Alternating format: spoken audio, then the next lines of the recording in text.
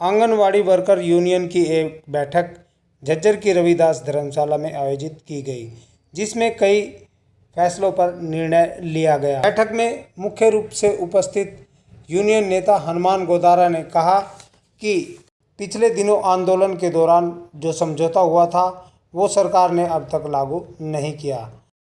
इससे पहले भी 1 फरवरी 2018 को फैसला हुआ था कि आंगनवाड़ी और हेल्पर का वेतन महंगाई के आधार पर बढ़ाया जाएगा।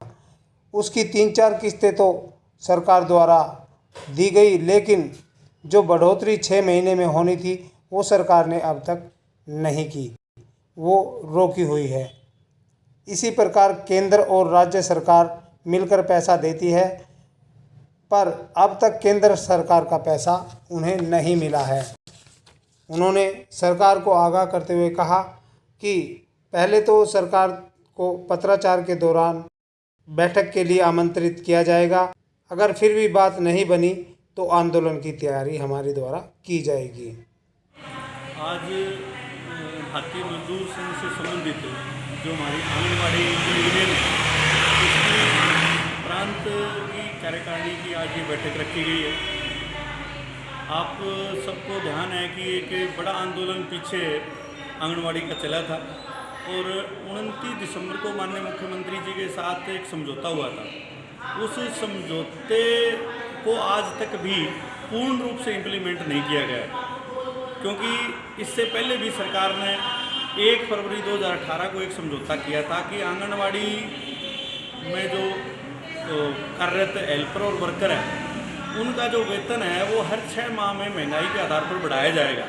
तो उसकी 3-4 किस्तें तो सरकार ने दी, लेकिन उसके बाद आगे की जो है वो जो किस्तें हर 6 महीने में बढ़ोतरी होनी थी महंगाई के आधार पर, जो प्राइस इंडेक्स से जोड़ा गया था, तो वो बढ़ोतरी सरकार ने रोकी हुई है। इसी प्रकार केंद्र और राज्य सरकार दोनों मिलकर के वेतन देती है। कुछ हिस्सा केंद्र सरकार का रहता है, 60-40 का जो अनुपात है, तो केंद्र का हिस्सा है जो पिछले 5 महीनों से जो वेतन है वो केंद्र का हिस्सा अभी नहीं मिला है। तो उसमें भी हमारी आज की इस बैठक में मीडिया के माध्यम से हम सरकार को ये कहना चाहते हैं कि वेतन एक मुश्त मिले, केंद्र और राज्य सरकार दोनों आपस में मिलकर तय करें, वो चाहे इसके लिए कोई अलग से फंड की व्यवस्था करें, लेकिन हमारी हेल्पर वर्कर है उसको एक साथ वेतन मिलना चाहिए। ये टुकड़ों टुकड़ों में वेतन जो मिलता है उससे हिसाब किताब भी नहीं रहता।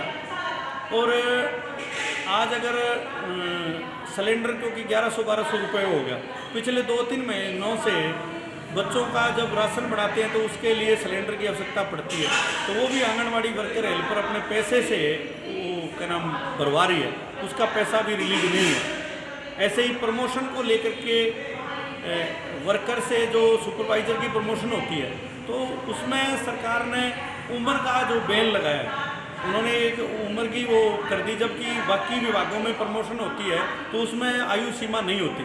तो वो मुद्दा भी एक मुद्दा है कि भी सरकार हमारी जो सीनियरिटी है उसको आधार मान करके और जो सीनियर है उनको सीनियरिटी के हिसाब से पदोन्नति करे, उसमें आयु सीमा का जो बैन ना लगाए।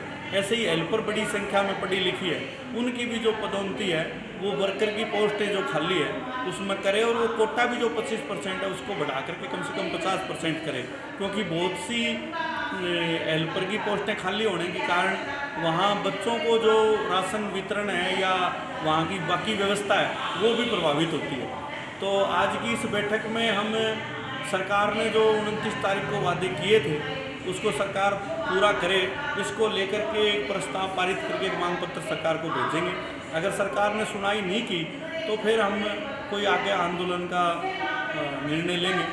वो एक बार हम हमारी अभी आज की जो बैठक है उसमें हम एक बार पत्राचार से सरकार को हमारा जो है उससे अवगत करवाएंगे कि यथाशीघ्र सरकार हमारी जो स्टेट की इकाई है उसके साथ बैठक करके इसका समाधान